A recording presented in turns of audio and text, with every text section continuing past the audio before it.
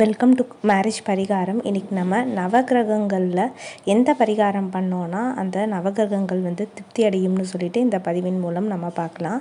First ஞாயிற்றுக்கிழமையில் இந்த சூரியனுக்கு பசுமாட்டுக்கு நீங்கள் வெல்லம் கலந்த கோதுமையை தானமாக கொடுக்கறது சாப்பாடு கொடுக்கறது ரொம்பவே நல்லது. அடுத்து சப்பாத்தி ஏழை எளிய மக்களுக்கு தானம் பண்ணுறது ரொம்பவே சிறப்பு.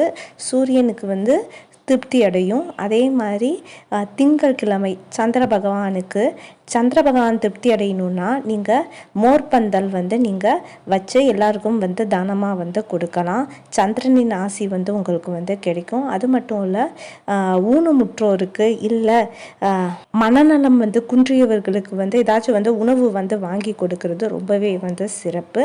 அதே மாதிரி செவ்வாய்க்கிழமையில்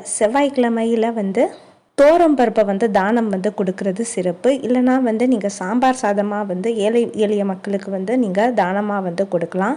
இல்லைனா இந்த குரங்குகளுக்கு ஜிலேபி கொடுக்கறது ரொம்பவே சிறப்பு.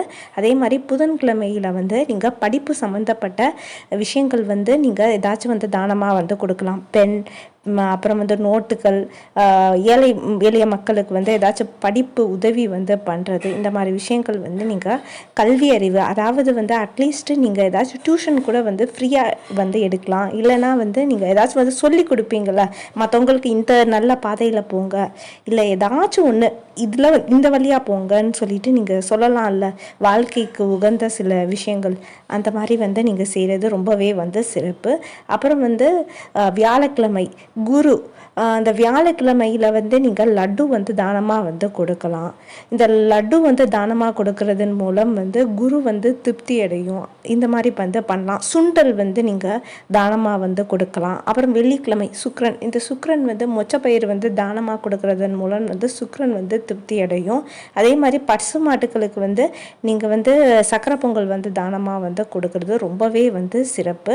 அதே மாதிரி இந்த சனிக்கிழமையில் நீங்கள் இந்த செருப்பு நீங்கள் ஏழை எளிய மக்களுக்கு தானமாக கொடுக்கலாம். இல்லைனா நீங்கள் இந்த மார்கழி மாதம்லாம் ரொம்பவே குளிர் அடிக்கும். அந்த மாதிரி சமயங்களில் நிறைய ரோட்டில் இருக்கவங்க இந்த போர்வை இல்லாமல் படுத்திருப்பாங்க. போர்வை தானமாக கொடுக்கறதன் மூலம் நீங்கள் சனி திருப்தி அடையும். அதே மாதிரி எருமை மாட்டுக்கு நீங்கள் ஏதாச்சும் சாப்பாடு நீங்கள் கொடுக்கலாம். இதெல்லாம் ரொம்பவே நல்லது. காகத்துக்கு எள் கலந்த தயிர் சாதம், அப்புறம் நீங்கள் என்ன வேணாலும் வெஜ்ஜாக நீங்கள் காகத்துக்கு கொடுக்கலாம்.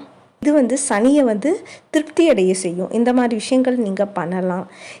ராகு கேதுன்னு சொல்லிட்டு நம்ம பார்க்கும்போது, ராகு எறும்புகளுக்கு நீங்கள் பச்சரிசி மாவு தூவலாம். அதே மாதிரி கேதுகளுக்கு நீங்கள் கேது நீங்கள் திருப்தி அடையணுன்னா கருப்பு நீர நாய்களுக்கு நீங்கள் பிஸ்கெட் கொடுத்தீங்கன்னா கேது திருப்தி அடையும். இந்த மாதிரி விஷயங்கள் பண்ணுறதன் மூலம் நவகிரகங்கள் திருப்தி அடையும். இந்த இன்ஃபர்மேஷன் உங்களுக்கு பிடிச்சா like, share, subscribe. Thanks for வாட்சிங் திஸ் வீடியோ.